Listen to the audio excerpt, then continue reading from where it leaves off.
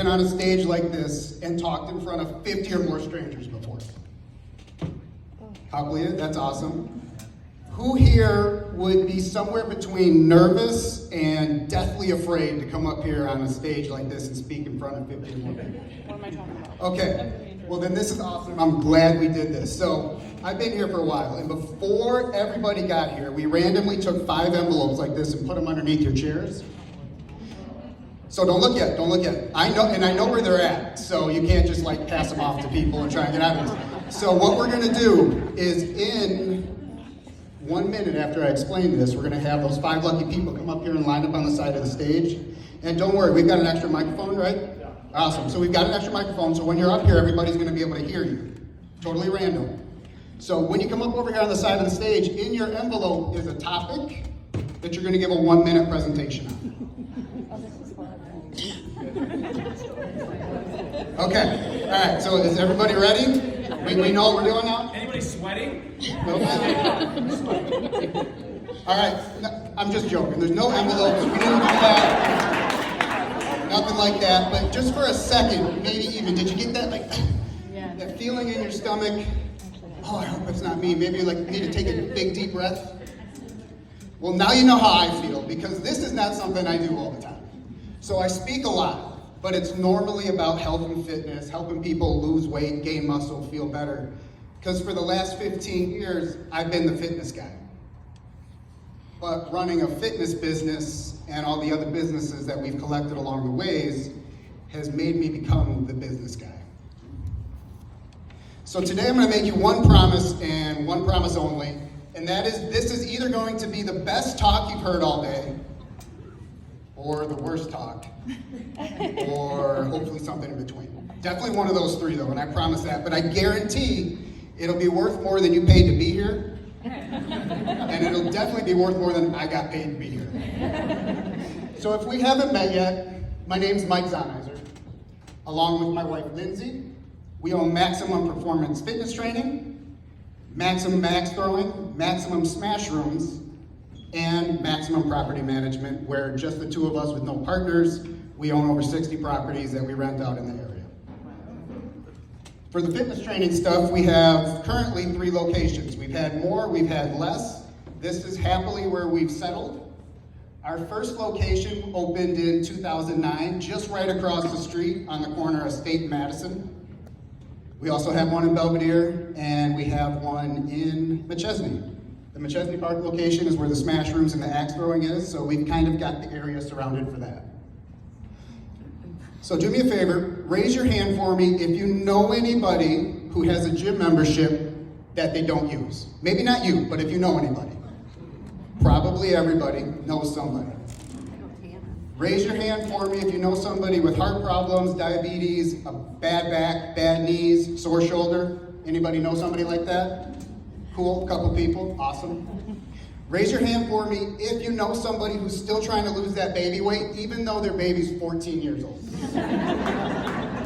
Most people, right? And those are the types of people that we work with.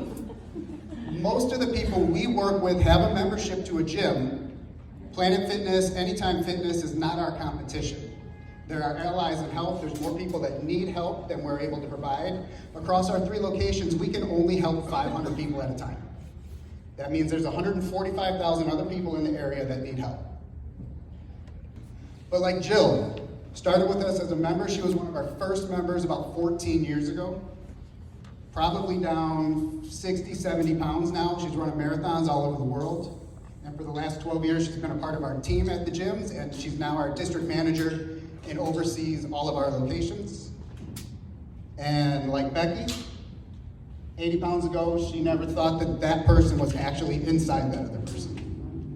And then like Tommy, he's a Rockford police officer, a canine cop, and he's almost literally half the man he used to be. Now he's got abs and, a totally different guy. So that brings us back to 2009, when we first opened the gym. Back then, we were doing construction. Opening the gym was a total accident. So you remember like 2006, 2007, houses were selling. So we wanted to be a part of that. We thought, let's flip houses. We're doing construction, it's a natural fit. Found out the hard way that right around that time, getting 3 loans in one day with no proof of income, no money down, and financed at 110% was a bad idea. So we ended up being part of the problem and caused us to go bankrupt. So 2009, not the best time of the economy ever to open a business, but we just filed bankruptcy.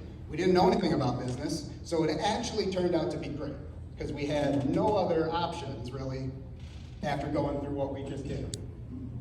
But even going back further than that, I barely graduated high school. I actually put my GPA, which I didn't even know what a GPA was at the time, and when I was in high school, I put that on my license plate now. It says 1.5. If you do the math on that, it's pretty bad. So I barely graduated high school. I had a daughter right out of school. And between the ages of 16 and 23, I was fired from literally 35 jobs. Well, let go. They said I was fired. I didn't say. But that led me to believe that I was just a bad employee. But I don't think I was a bad employee. I just don't think I had the right motivation.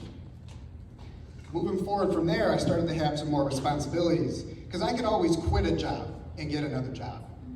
But once I started working for myself, I didn't have a plan B. I couldn't quit myself because then what? There's nothing else. So I had to keep working, I had to keep moving forward.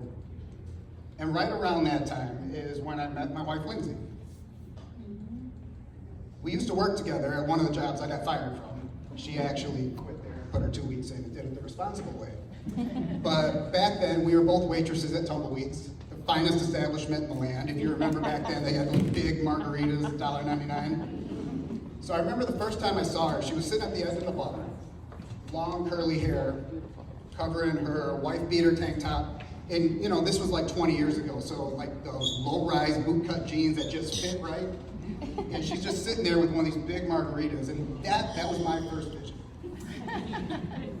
Her first vision, I think, was different because she didn't actually talk to me for about 6 months, which back then I had hair, I had motorcycles, I thought this would have been way easier. Fortunately, she actually agreed to go out with me. I thought it was a date. She had just got stood up by her friends and was looking for something else to do. So after that, we started hanging out a little more. A couple of years later, who'd have thought, we got married. This, you know, thuggish, it was a phase, it was a thing back then, gangster rap just came out. Yeah. But this was my first house. This house I got when I was 18 years old, bought a foreclosure. Remember foreclosures when they were a thing? Hopefully they're coming back, because I'd love to have some more. But this, you know, back then we didn't have camera phones, so there's not a lot of pictures that existed. So this might actually be the only one I have of the inside of this house. But this one is so cool because it really shows where we started. Behind us is the kitchen. But we never had a kitchen table. We had a squat rack, and behind that is a cable machine, and behind that is another machine, and behind that are dumbbells. That was in our kitchen. Because at the time, we were doing construction. So we were just working from home. I'd come home from work, end of the day after it got dark, 8, 9 o'clock, I'd get a quick workout in, I'd get up and do it all the next day. Fortunately, we were doing construction, and we had 3 trucks and trailers and snow plows, and we lived in a cul-de-sac. We parked them all in the circle, and the neighbors kept calling the city on us. I guess it was a bad look. It worked out great for me at the time. So what happened was we had to move our construction company into an office. So back then, 2008, 2009, we rented a space right down the street across from what's now the brew house. Back then, it wasn't the brew house, it was an abandoned building where homeless people slept. So that was our first location. And it was a total accident how the gym started, because when we moved into that location, it was just our office for the construction company. We were doing door-to-door window sales, but I spent so much time there and I had so much extra space, we had about 1,800 square feet, that we took all the exercise equipment from the house so Lindsay could finally have a kitchen table, and we brought it down there. Once it started getting cold outside, I didn't really want to go back to work installing windows. So back then we were advertising on Craigslist to find work. So I put a couple ads on Craigslist to do some personal training, which I used to do a long time before that. Got a few clients, and then I just never went back to installing windows. Soon after that, because I had so much equipment in there, I took my 10 clients who were paying me, but not enough to cover the rent. But I thought the place was too small. So 6 months later, I thought it'd be a good idea to go from 1,800 square feet to where we're at now, still right down the street on the corner of State and Madison. We took over the old State and Madison pool hall to about 13,000 square feet. This is probably one of the last pictures, of the only pictures. I don't have many of myself coaching. I haven't really been involved with the business recently or coached a session in about 8 years. But this green carpet down here, if you ever went to the pool hall, it's the same carpet.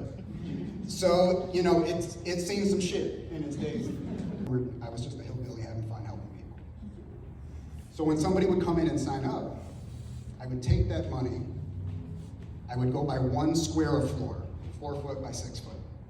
The next week, 2 people would come in and sign up. I'd go by 2 pieces of floor. As you can see in this picture, the floor is not done. It took me 7 years to finish the floor. I didn't have any money. I didn't know anybody with money. I didn't know anything about finances. I didn't have any credit because I just filed bankruptcy, and I didn't have an income.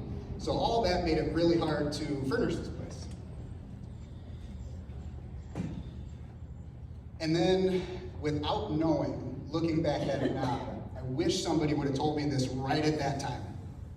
Don't start another thing until the one thing you're doing, you can't fit another freaking person in the building, or you can't put another person on your schedule. You can't squeeze one more dollar out of the current staff and the current business you have. Because at the time, when I was doing the coaching and I was working out, I was doing 20-hour days back then. I'd get in at 4:30 in the morning, set up for the 5 o'clock session, the 6 o'clock. I'd be painting walls and sweeping the floors and doing all the paperwork and everything in between there. But I had 2 clients coming down from Roscoe. And especially back then, downtown had a different stigma. So for people that come from Roscoe, downtown, didn't happen unless you had to go to court. That was the only reason you would come down here. So I was having a really hard time of getting them to bring their friends with. Kind of pissed me off. So I was like, aha, this is what I'll do, because this business down here sucks. We've got 30 clients, we're not making any money. I'm paying the rent because I'm still installing windows on the weekend.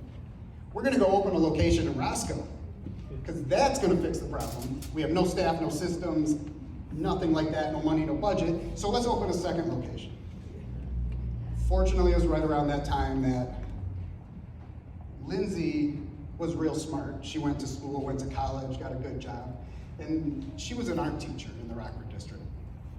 Right around this time, the Rockford District went through a strike. And being an art teacher, first year, her position was eliminated. So at the time, I was installing windows on the weekend to pay the bills. She was working as a teacher, making McDonald's money, but bartending at night to still pay the bills. So I said, you know, don't worry about the teaching thing. Maybe it's not the right thing for us. Why don't you come on with me at the gym? I'm doing 20 hours a week here. We just got this other location, and we could really use some help. So she never looked back, and we've been working together full time. So we spend right now probably about 23 and a half hours a day together, every single day. And it's amazing. At least, I think it's amazing. So I'm down here, I'm running Rockford. She's up there, she's running Roscoe. We're doing 20 hours. You know, we're killing ourselves. We're still not making any money. We still don't have enough clients to pay the bills. So we're still working on the weekends. And then it happened again. These 2 people from Belvedere were coming to Rockford, and I couldn't get them to bring their friends. So I said, yeah, I'll fix that. This location sucks. This one's not making any money. It's the 3rd one in Belvedere. That's gonna be the one that makes the money. So we're gonna go open another location out there. So now, we don't know what we're doing. We barely have any staff. We don't have any money, no savings account, no loans, nothing like that, and we've got 3 locations. So we're making it work, we're doing the best we can. We finally got some traction. Finally started getting a few employees. Along the ways, we've had a lot of ups and downs, we've lost a lot of good people. We've opened locations, we've closed locations, but I think we're pretty set on the 3 we have now. This is currently at our McChesney location, and this is Pat. He's been with us for about 7 months now, and every time somebody hits a milestone, we like to celebrate. It's good advertisement, good on the social media. So he's down 60 pounds. So along his journey, we presented him with a shirt when you join. He got a -10 shirt, a -20 shirt, a -30 shirt. Like, I'm gonna spend $180 on shirts for this guy by the time he's done when he loses 30 more pounds. So this is what our McChesney location looks like. Try and keep the feel going. They're all a little different. Now, see, this is our Rockford location right across the street. You can see the floor is finally finished. And this is some more recognition stuff at our Belvedere location. So we finally started getting some momentum. We finally started getting some staff. Facebook ads really started taking off, so we started hitting some marketing that was working. But this was right around 2016. Been doing this now for 7, 8 years or so. And I can remember probably at least 100 days where we would just sit there and we'd just be crying. You know, well, I guess I was doing all the crying. Lindsay was just there for me to cry on. And I didn't want to do this anymore. I've been doing this for this long. I've been putting all this into it. We don't have any money. We don't know what we're doing. This sucks. There's a lot of liability. There's a lot of stress. I can't do anything. I'm missing stuff for my daughter. The day we got married, I had to work in the morning to finish the job I was doing to get paid. Had to do whatever we did. We didn't take a honeymoon until 2017, but we got married in 2008. We had to do what we had to do because we couldn't afford to take off. And all the way past 2016, nothing really changed because everything we had, we just put back into the business. Slowly growing the floor, slowly opening new locations. And just this year, we finally got to the point, still no loans on the business at all. We finally got matching dumbbells. So that's the thing. So we did the first 15 years with just random garage sale dumbbells, and everybody thought it was fine, but now at least stuff matches. I was starting to do some research, figure out what's next. This can't be it. This can't be the end. Where are we going to go? What are we doing? We don't have a savings account. We don't have any money. We don't have a retirement. We've been self-employed. What are we going to do?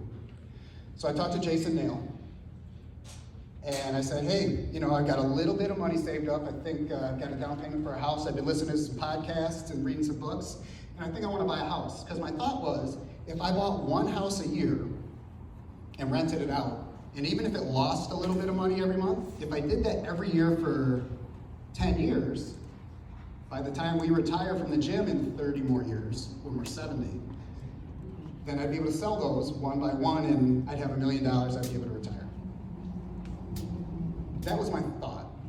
So we went to Jason and I said, cool, I'm ready to buy a house. I got some credit now, bankruptcy 7 years ago, my credit's better. I got like $10,000 saved up. He said, awesome, let me see your tax returns for the last 2 years. So we haven't made any money, ever. And especially being self-employed, hopefully nobody here pays, like we were talking about earlier, taxes. So my tax returns weren't really helpful. So I went home and I was talking to Lindsay and I was just, this isn't gonna work, this is what we're gonna do, this is how we're gonna get there. So I called Jason back and I said, in 2 years from now, what do I need to show on my taxes to get there? What do I need to do to be bankable? Gave me the number, I said, we figured it out. So for the next 2 years, I had to sit there and think about this. Gave me more time to learn about investing, more time to do some research, read some more books, more time to make some money as now the businesses are starting to pick up some momentum. We learned a little bit more about leadership. We've got a little bit of money coming in that we can set aside. So we wrote ourselves a paycheck from the business, sucked it up, paid the taxes on it, cashed the check, but the business wasn't making enough money, so we had to put the money right back in the business. So we had to pay the taxes on that money for 2 years before we could actually be bankable. Then I made the mistake of looking online for houses, and I found this foreclosure, and I knew it wasn't gonna last long. So this was probably right around early 2018. I was about 1 month away from filing my second year of taxes, which would have made us bankable. Got a little more money at this time, you know, we're doing good. So I didn't want to lose this deal, so I'm asking everybody I knew, but I spent 20 hours a day at the gym for the last 6 or 7 years, so my network of people was pretty small. If you didn't go to the gym, I didn't talk to, because that's all we did. So I said, hey, you want to partner on this? Hey, this would be a great investment. Here's what I'm going to do. Here's what I plan to do. Nobody really seemed to care. So I was over at my dad's house one day, and I was helping him with something, and my dad is the hardest working person I've ever met. He delivered mail for 37 years. Still alive, still doing good. 75 years old, runs circles around me.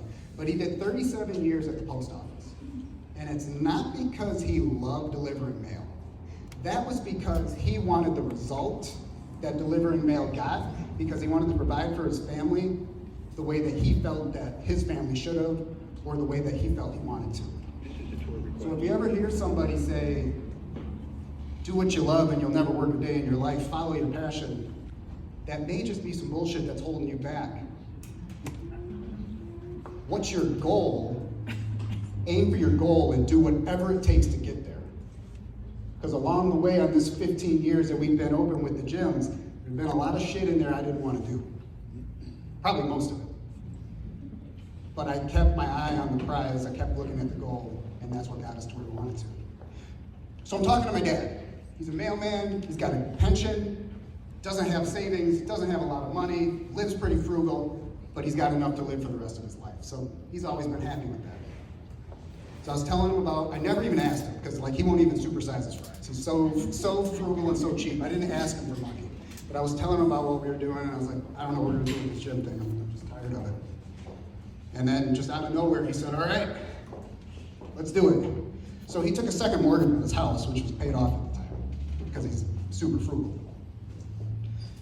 And then we bought the house. So I think we got it for around $40,000 back in the good old days. It's a 4-bedroom house on Nichols Drive, right off of State Street behind Leno's. And we put about $15,000 into it. The gyms are doing great at this time. Lindsay's heading all that up, and we've got a good team, so then me and my dad rehabbed the whole house. By that time, I got the second set of taxes done. I went to D, and I said, hey, I got this house, I want to buy it. Let's get an appraisal, let's get it started.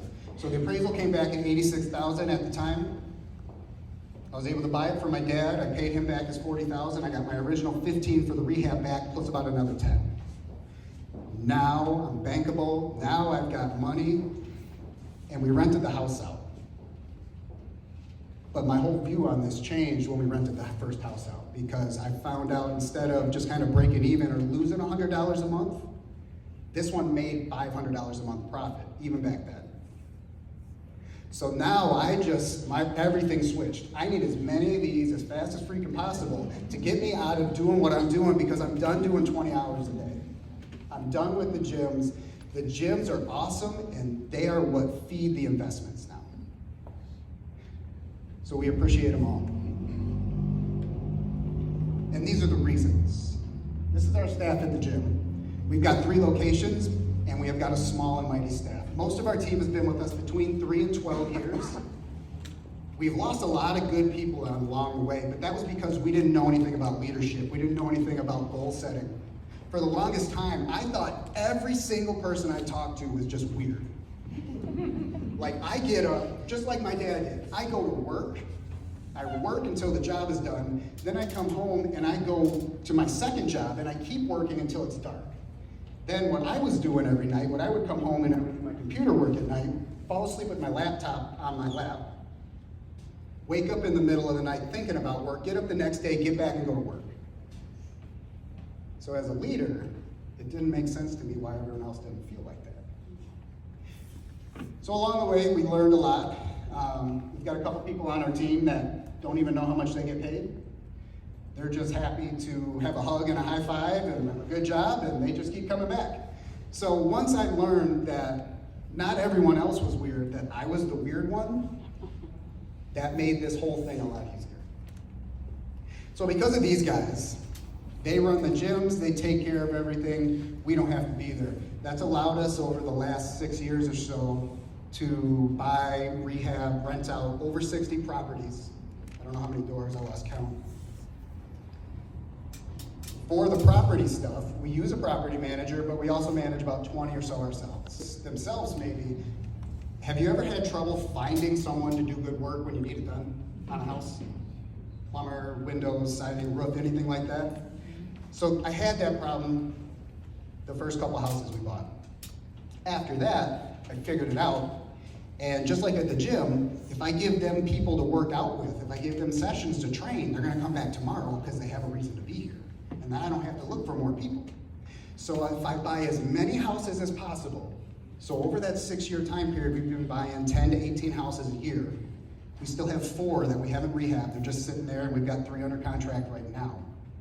But if I can keep my 5 guys on payroll busy, so they never have to look for work, I don't ever have to look for them. Because I treat it like a business, not like a hobby.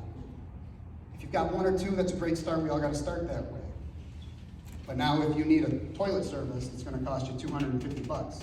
Me, I pull one of my guys off the rehab, pay him $25 an hour, and he just comes back and keeps working on the rehab.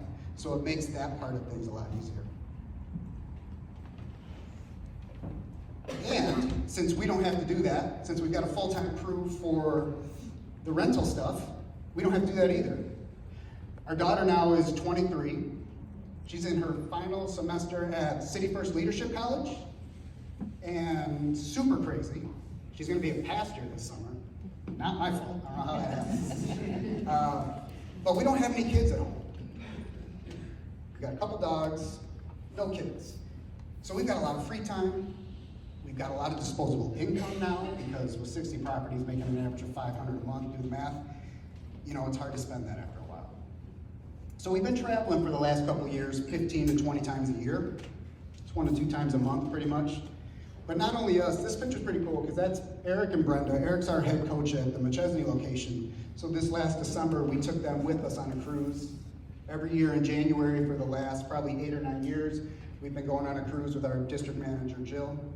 So because of the free time, because of the disposable income, we're able to give back, we're able to pay the staff more, which makes them want to come back more, hopefully. And a lot of the other cool things along in between. So to fill our free time, you know, we travel, and we've got a couple dogs. So these are our 2 dogs, that's Chuck and Larry. They're both French bulldogs. Chuck's about 5, Larry's about 5 months. The only difference is Larry is fluffy. Newer thing coming out, but we changed the logo, so I think maybe on the back of my shirt, and we went with the Frenchie thing. So Chuck grew up in the gym. Ever since he was little, people are on the ground doing push-ups, he's kind of running around underneath them and stuff. So we even have some people come in just because he's gonna be there. So now that we've gone over a little bit of how I got to where I'm at from where we started, I think Tony touched on it a little bit earlier, but I kind of want to get a feel of who's here. So raise your hand for me if you sold more than 10 houses last year. Most people. And you know, I heard that Keller Williams has really been crushing it, and especially looking at those stats, I can believe it. How many people, one more time, is real estate your only job? No side hustles, nothing else. This is what you're doing. Good, good. So you really want to kind of treat this like a business. Is it true that it costs, how much does it cost to stay licensed? Is it over $2,000, right around in there? Just to keep your license every year? About that. And you have to do like continuing education or anything? Every 2 years. So depending on the house, if you only sell 1 or 2 houses, you might just be breaking even. So at that point, you could just be better off referring them to the person next to you and then go and do something that's fun. Unless you want to treat this like a real business. When we started the gym, it wasn't a real business. It was a hillbilly helping people, but then it evolved. So I want to talk about the 3 ways that fitness goals and business goals are the same, and then how we can put them in place.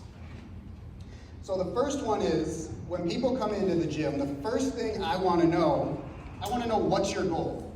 Why are you here? Because if I don't know where you want to go, I can't help you get there. Most people will come in, and I've heard a lot, oh, you know, I'm just out checking out gyms and, you know, just in the area. It's like, really? That's what you're doing for fun today? You're just walking around checking out gyms? And you're not like walking by us, but you gotta walk around the corner and stuff. Why are you really here? Well, I want to lose some weight. Cool. How much, you know, so if we lose 2 pounds this month, is that gonna make you happy? Are you at your goal? We don't know. We need to get a measurable goal that's specific. So I want to know, how much weight do you want to lose, Tanya? 20 pounds? Awesome. So in 3 months, we can lose 20 pounds. All we got to do is lose 6 pounds a month. All we need to do is lose 1.5 pounds a week To do that, all we need to do is lose 0.25 pounds a day.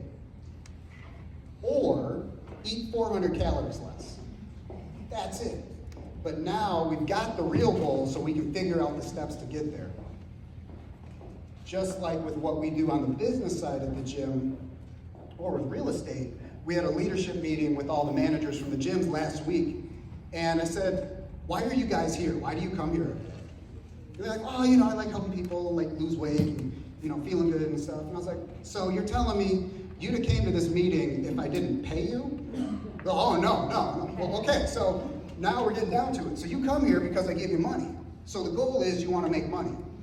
So every 2 months we sit down with everybody on the team. I want to know your 1, 3, and 5 year goal. Because if I don't know where you want to go, I can't help you get there. And then if I don't know that we're moving this way, you could be moving the wrong way. How much do you want to make this year specifically? Do you want to make 100,000? Do you want to make 500,000? Anybody want to make $1 million this year? That'd be cool. But say you want to make 100,000. That means you need to make 8,000 a month. You need to make 2,000 a week. So now we can set our goal, reverse engineer, set checkpoints along the way, and figure out how many cold calls we need to make. How many listings does that turn into? How many buyers are we going to work with? But we got to have that big goal to be able to break it down. So as soon as somebody comes in at the gym, once we've established their goal, on the paper in front of them, I want them to write it down. Because the more you write it down, the more you see it, the more it becomes real. I want them to put it on the dashboard of their car. At the gym, when we're talking about losing weight, I want you to put it on the shit. I want you to put it in the fridge. Put it on the stuff you know you're not supposed to eat. Remind yourself of what you're doing and why we're here. So write your goals down. Consistently, let them sink in, let them become real. And then at Max P, before they leave that first meeting, I want them to go public with it. Because 90% of people will do more not to fail in front of somebody else than they are likely to do it on their own. Also, 85% of stats are made up. That one was total bullshit. But it is true that if I say, hey guys, I'm gonna lose 20 pounds, I really need your help to hold me accountable. Check in with me on 3 weeks, see how it's going. Oh, hey Brenda, when we're at the birthday party this weekend, because I wanna lose 20 pounds and because I'm not happy and I don't feel good, please don't ask me if I want cake. And then if Brenda asks me if you want cake, that's a whole nother conversation or question. Maybe you shouldn't hang out with them anyway. But same thing with your financial goals. When you started getting into real estate, chances are everybody you knew you were getting a real estate license. Next week, chances are everybody you knew you got your real estate license.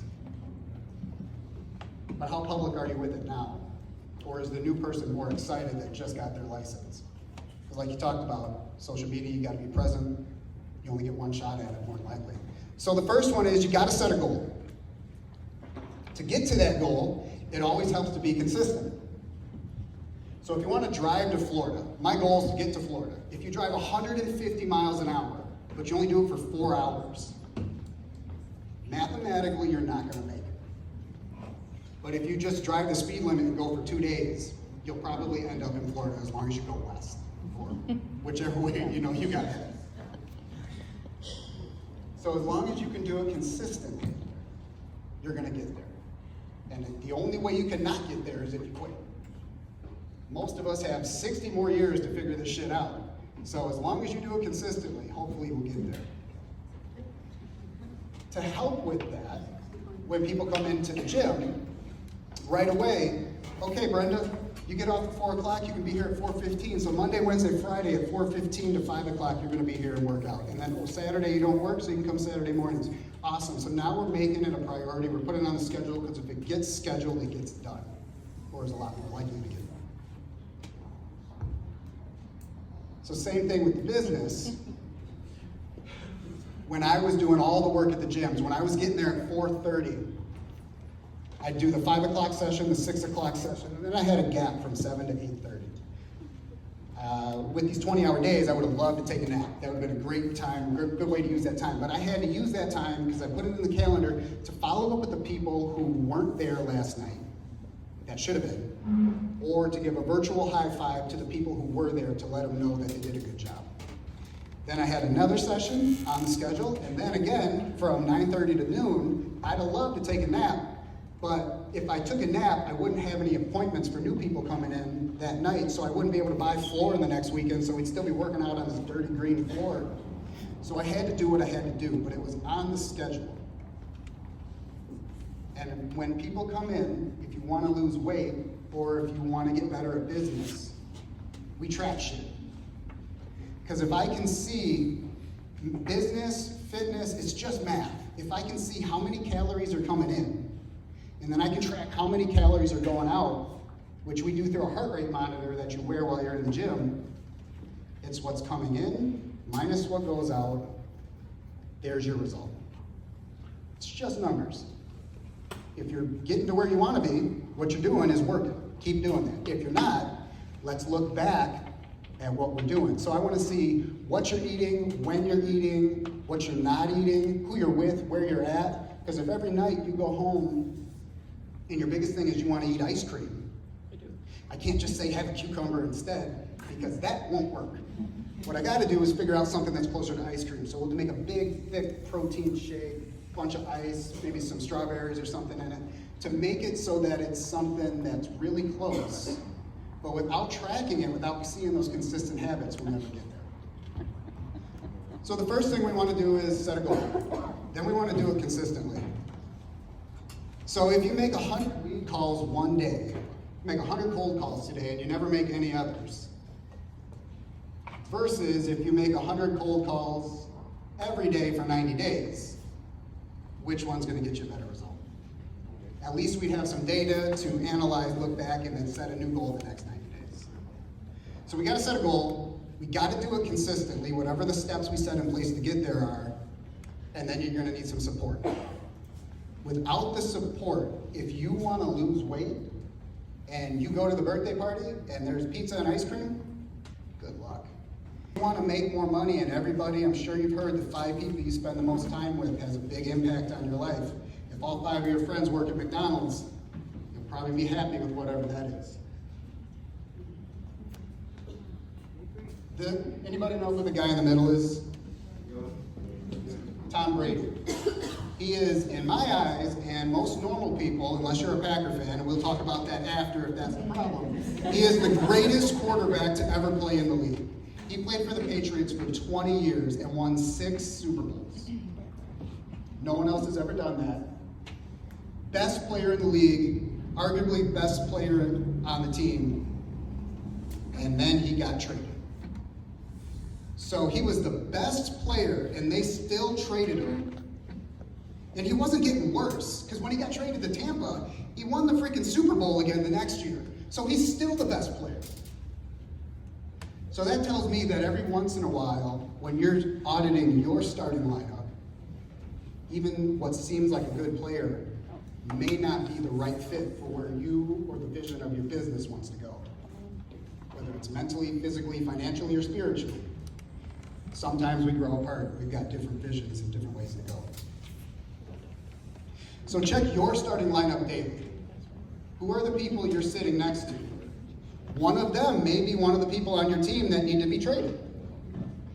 You don't have to point at them. So whoever it is, if they're not out there crushing shit to the next level, if they're not the rock stars that you want to be like, why are you dragging them with you? When we get into that at the gym, you know, it makes all the difference, because your support and your influences are really going to make this easier to change, whether you want to lose weight or make more money, or it's going to make it harder. So we want to go one step further. We want to do a social media audit. I like to do this right before they leave the gym on that first time that they're there. So you don't have to go unfriend everybody, you know, don't slap them in the face, just unfollow them. If you unfollow 5 people a day, back to the consistency thing, don't just do 100 in one day and never do it again, you know. Do 5 a day, nobody will know. That's 150 a month, that's over 1,000 a year. And if you haven't cleaned up your social media after a year of unfollowing 1,000 people, I just can't help. But when you're doing it, don't delete your account. That is the worst thing you can do. You have to have social media, because that's how people will find you. So keep that going, but they won't know that you unfollow. But take it one step further. When you unfollow somebody, it's like, it's Monday, the kids are sick again, I got a flat tire, politics, who cares? Follow 5, replace them with 5 rock star realtors. There's gotta be 5 other people in this room who are crushing shit. The people that they just set on the board, they should be the ones you see first in your newsfeed. Aunt Janine, you can see her at Christmas. There's not a lot to catch up with her anyway. You don't need daily updates. So set a goal, do it consistently, and then get the support. Do that for 90 days. There is no way that in 90 days you're not better, or at least have some data that lets you know what the next 90-day run needs to be. This is a pretty cool picture. Doesn't look like much, but it's special to me because when we first started the gym, I had a big lifted truck. It was my dream truck at the time. It was exactly what I wanted, except it cost me a fortune. So when I was working at the gym for 20 hours a day, I would just look out the window and it would just sit there. And all I could think about is this huge payment that I'm making on this thing. So I had to sell my truck. And then I bought this. Luckily, I was married at the time because this didn't do shit for me socially. But it allowed me to save the amount of money I needed. And I drove this literally not till 1 or 2 until every wheel separately fell off. I was in 4 different parking lots with 3 wheels on the truck. But it allowed me to save money on insurance. It allowed me to not have a car payment until the repairs got more than a car payment would have been. It allowed me to move around workout equipment. It's what I had to do. I wasn't passionate about this. I was passionate about making this work, get the bigger goal, the bigger vision. So this is what I had to do. So I had this for 7 or 8 years, 14 years ago. This is the car I have now.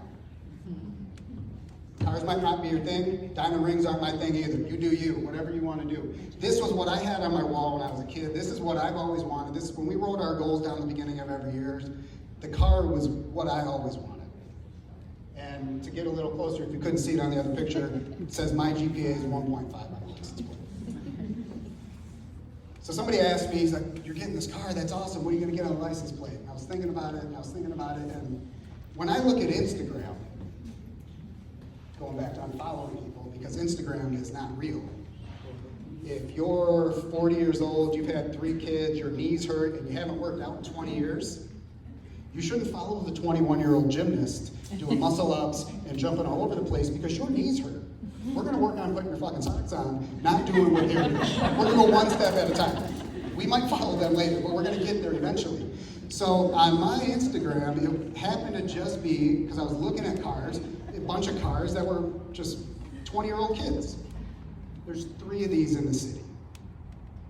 I never saw one in person until I was 40. So that told me I either live in a bad city or everything else is fake, rented, not theirs, borrowed, generational wealth. My dad was a mailman and my mom stayed at home. I don't have a big inheritance coming. I might have already got what I got when he took me out for dinner last week. So the license plate's pretty cool. So now we do a lot of car shows. We get out as much as we can. And I'd like to make it my goal because this was something I always wanted, but it was never part of my circle. It was never part of my starting lineup to know anybody who had one of these. So I want to give every kid an opportunity to check it out, sit in it, go for a ride, whatever it is. If you have any kids that want to get picked up or dropped off at school, I got a lot of free time next week now that this presentation's over. I get my life back. Just let me know. He has the engines in the back. The whole front is full of little toy Lamborghinis. So when the kids come up and they love the car, it's like, hey, what color are you gonna get when you get one? Come here. And then I give them a little car, something to take home. Now we actually started printing some shirts with some stuff on the back, helps with the marketing for the gym too. But I had one kid last year come up to me, he was 17, 18 years old. He's like, oh man, I love your car. He's like, that's a car I've always wanted. I was like, yeah, me too when I was your age. That was all I could think about. And he said, what's the payment on that? What's that cost? Payment. That right there cost me 25 years of working 20-hour days. That cost me missing shit with my daughter. That cost me not taking a honeymoon. That cost me working the day I got married. Work hard, save your money, buy a lot of real estate. Hopefully in a downturn. One of the first questions that people always ask me when they come up to me and they see the car, they're like, oh man, what do you do for work? OnlyFans. But then I forget they can see me, so they know I'm bullshit because that would never work. But the car's pretty cool. One thing we see a lot with people at the gym is whether it's helping you change your habits to lose weight or helping you change your habits to get to where you want to be mentally, physically, financially, whatever it is. If you want to break past where you're at in business, something is holding you back. Something that somebody planted is keeping you where you're at, whether it's your mom or your dad, and everything good or bad is mommy and daddy issues. I'm a hard worker because of my dad. I cry all the freaking time because my mom's the nicest person I know. Take it for what you want. It's good or bad. We question all of our beliefs, except for those we truly believe. Those we never think to question, whether they're good or bad. But one of those things, whether it's like everybody's saying the market's bad. Is the market bad? I got 3 houses under contract. I bought 3 this year, and last year I bought 14. It's great for me. I don't know what your beliefs, I don't know where those come from. So figure out what those things are. Don't let that get in the way of your goals. Make the cold calls, follow up with the leads, answer your phone, do whatever you want to do. And it's pretty cool because I'm just a hillbilly from Rockford, barely graduated high school, didn't have anything, didn't do anything. But if I can do it, anybody can do it. As long as you do what the people did to get there, don't just try and do it your own way because then you might not actually get there. Follow success because it leaves clues. Question your beliefs every day, and thank you.